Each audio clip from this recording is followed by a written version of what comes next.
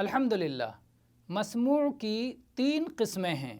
پہلی قسم وہ ہے جس کو اللہ کی محبت اور رضا حاصل ہے، جس کا اللہ تعالیٰ نے اپنے بندوں کو حکم فرمایا ہے اور جسے اختیار کرنے والوں کی تعریف کی ہے اور ان کے بارے میں اپنی رضا و خوشنودی کی خبر دی ہے۔ دوسری قسم وہ ہے جو اللہ کے نزدیک مبغوض اور ناپسند ہے، جس سے اللہ تعالیٰ نے منع فرمایا ہے اور جس سے گریز کرنے والوں کی تعریف کی ہے۔